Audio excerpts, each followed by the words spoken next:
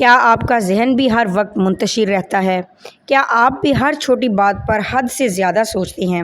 آج کل کی بھاگ دوڑ والی زندگی میں ہر دوسرا نوجوان ذہنی بے چینی کا شکار ہے، لیکن کیا آپ جانتے ہیں کہ اس کا حل کسی دوائی میں نہیں بلکہ آپ کے اپنے اندر اور روحانیت میں چھپا ہے؟ اوور تھنکنگ کا خاتمہ۔ حضرت واصف علی واصف رحمۃ اللہ علیہ فرماتے تھے کہ منتشر خیالات کا علاج ایک خیال میں ہے۔ جب انسان ہزاروں فکریں پال لیتا ہے تو وہ ٹوٹ جاتا ہے۔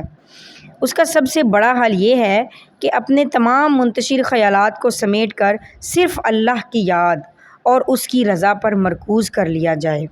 جب مقصد ایک ہو جاتا ہے تو ذہن کی الجھنیں خود بخود ختم ہونے لگتی ہیں۔ ہماری پریشانی کی ایک بڑی وجہ موازنہ ہے۔ ہم سوشل میڈیا پر دوسروں کی چمک دمک دیکھ کر اپنی زندگی کو حقیر سمجھنے لگتے ہیں۔ یاد رکھیں، سوشل میڈیا حقیقت نہیں بلکہ ایک فلٹر شدہ نمائش ہے۔ دوسروں کے سین دیکھ کر اپنے سکون کو برباد نہ کریں۔ سکون قلب کا راستہ شکایت سے نہیں، شکر سے گزرتا ہے۔ حالات کیسے ہی کیوں نہ ہو، اللہ کی دی ہوئی نعمتوں پر نظر رکھیں۔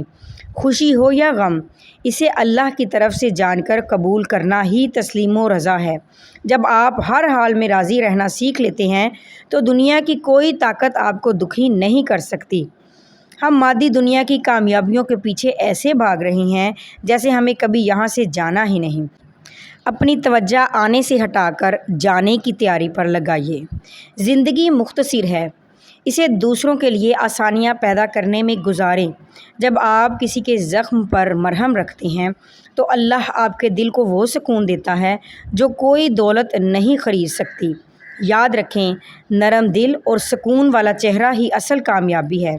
آج سے یہ طے کر لیں کہ اپنی زندگی میں شکر اور اللہ کے ذکر کو جگہ دیں گے۔ اگر آپ کو یہ ویڈیو اچھی لگی تو اسے ان دوستوں کے ساتھ ضرور شیئر کریں جو ذہنی دباؤ کا شکار ہیں۔